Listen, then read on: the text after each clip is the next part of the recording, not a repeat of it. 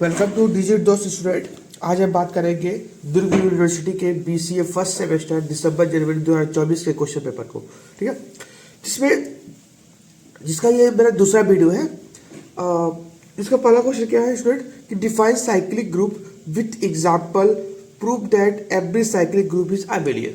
तो बड़ा आसान क्वेश्चन था। तो साइक्लिक ग्रुप क्या होती है बेसिकली, मैं बार बता चुका हूँ इस चीज को।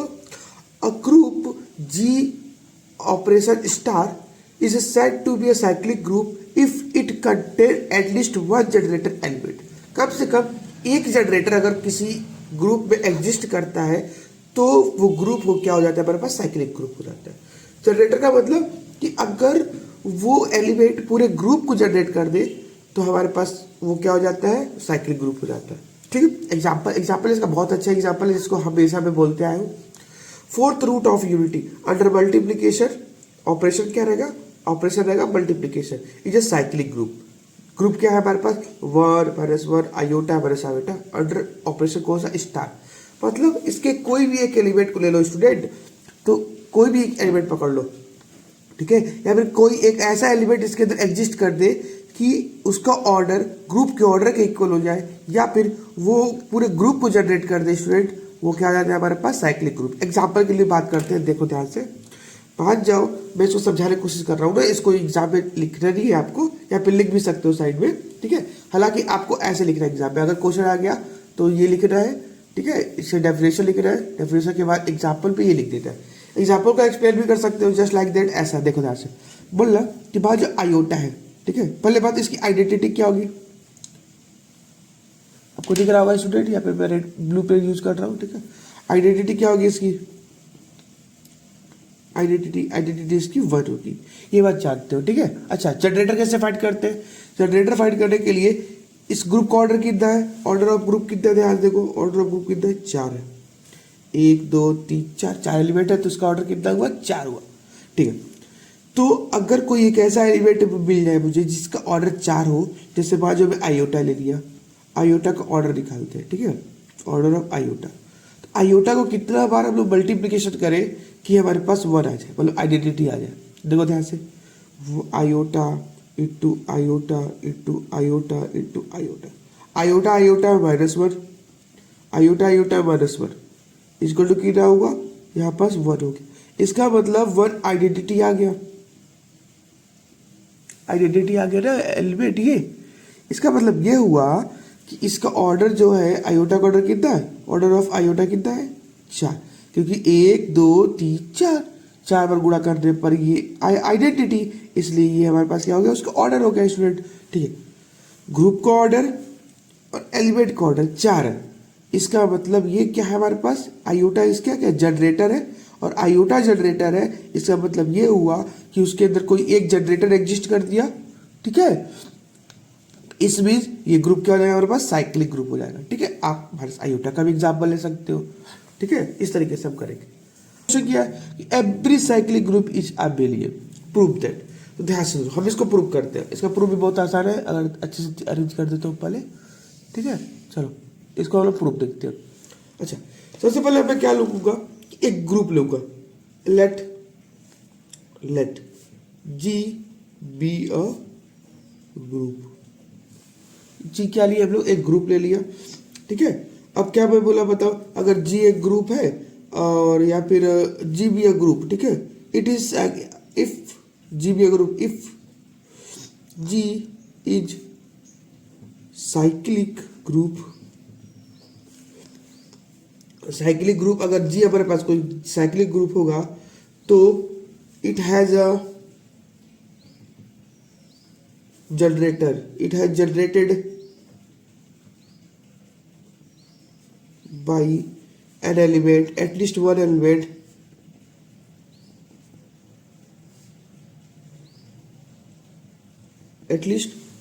कौन सा एलिमेंट, कोई एलिमेंट, एटलीस्ट एलिमेंट ए। मान जब ये ए से पूरा जनरेट हो रहा है, ओके। अंडर ऑपरेशन क्या ले लूं,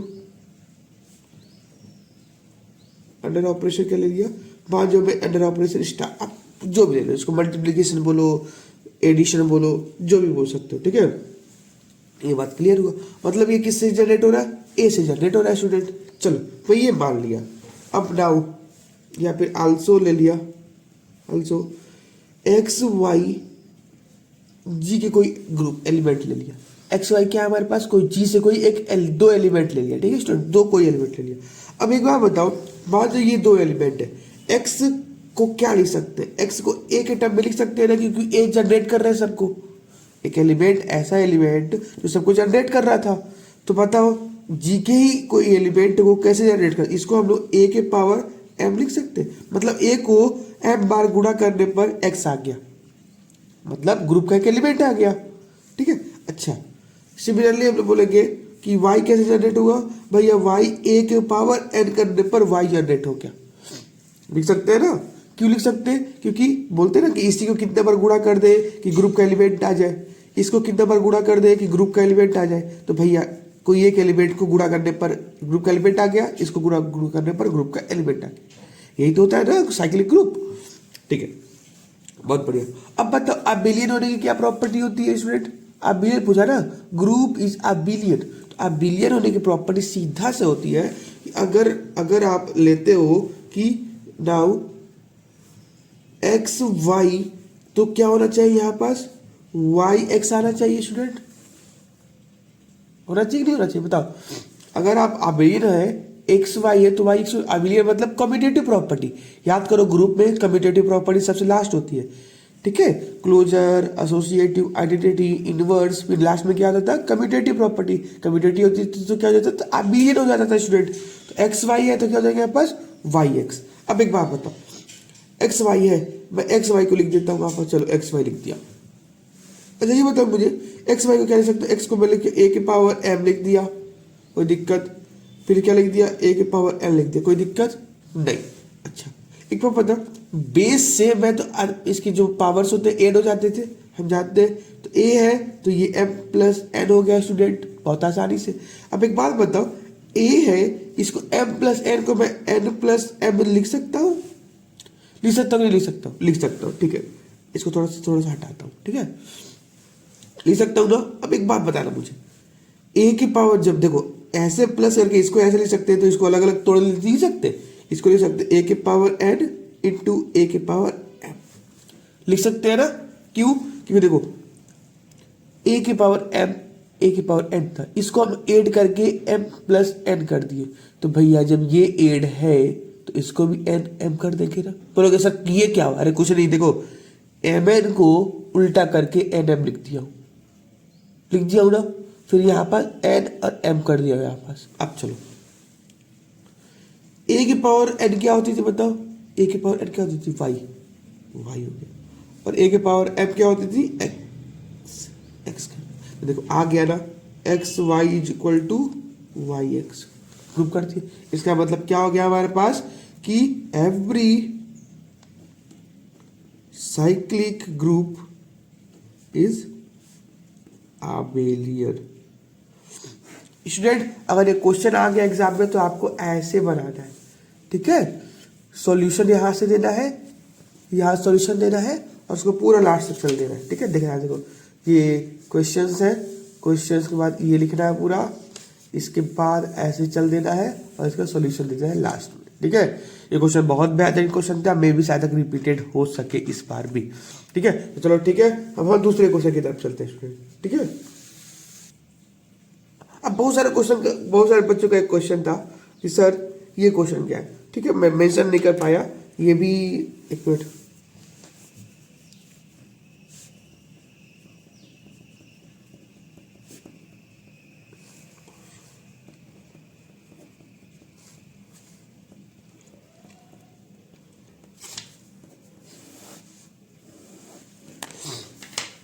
चलो ठीक स्टूडेंट, ये भी क्वेश्चन बेहतरीन क्वेश्चन है। क्वेश्चन क्या था कि if a graph ji vertices और इसके एजेस हैं इज डिफाइंड बाई, वर्टिक्स कैसे, इसके v1 v2 इसके ऑर्डर से, वर्टिक्स के ऑर्डर से, एजेस क्या है हमारे पास, v1 v2 है, v1 v5 है, v2 v3 है, v2 v4 है, v3 v5 है, v4 v5 है, ठीक है। इसके वर्टिक्स के ऑर्डर दे दिया है, एजेस दे दिया, ठीक है। अब फाइंड द एडजेसेंसी मैट्रिक्स बोल रहा है, क्या बोल रहा है, एडजेसेंसी मैट्रिक्स, तो कोई दिक्कत नहीं, ऑफ अ मैट्रिक्स जी, कोई बात नहीं। तो हम लोग इसको कैसे सॉल्यूशन करते हैं, इसको ऐसे लिखते हैं। सबसे पहले लिखने का तरीका क्या है वो मैं दिखा देता हूँ। फॉर अ डायरेक्टेड ग्राफ, ठीक है, द एडजेसेंसी मैट्रिक्स ए कैसे लिखाता है, ये होता है फॉर्मेट एडजेसेंसी मैट्रिक्स। अगर एडजेसेंसी मैट्रिक्स पूछे तो पहले ये तो लाइन लिखना ही पड़ेगा आपको। क्या बोलोगे, डायरेक्टेड ग्राफ के लिए adjacency matrix A is equal to क्या होता है, a i j is defined as. A i j मतलब क्या होता है, मतलब इसके अंदर एलिमेंट कैसे आएंगे इस मैट्रिक्स के अंदर। तो देखो, अगर हमारे पास एजेस आई से जे जा रहे हैं, मतलब आई से जे जा रहे हैं तो 1 होगा, आई से जे नहीं जा रहे हैं तो 0 हो जाएगा। बात समझ भाई, मतलब अगर 1 से 2 दिखा, कहाँ गया, 1 से 2 दिखा तो 1 होगा, लेकिन 3 से 5 दिखा, 3 से 5 कहीं है क्या, देखो एक बार, 3 से 5 तो है, चलो 1 से 3 कहीं है नहीं, 1 से 3 तो कहीं नहीं जा रहा है, 1 से 3 नहीं जा रहा है तो वापस क्या हो जाएगा, 0 हो जाएगा स्टूडेंट। यही बात कर रहा है आपको, तो ठीक है, समझ में आई बात है। आई से मतलब अगर आई से जे जाए तो 1 और नहीं गया तो 0 हो जाएगा। चलो ठीक है, अब हम देखते हैं।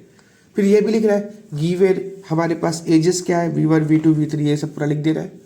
ऑर्डर ऑफ वर्टिसेस क्या है, V1 V5 V5 लिख दे रहा है ये।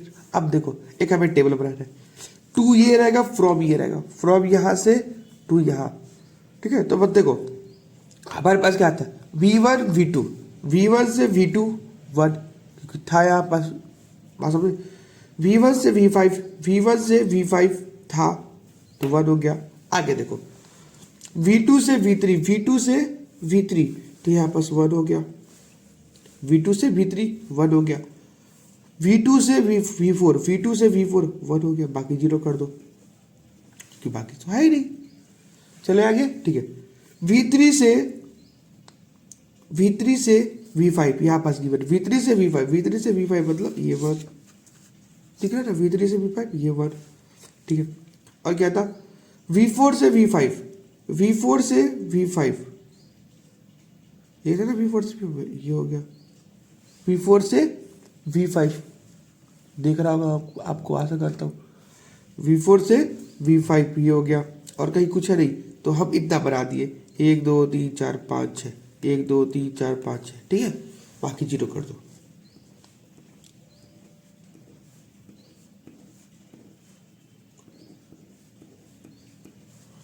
ठीक है, ये हो गया। तो इसका मतलब हमारे पास एडजेसेंसी क्या निकलेगा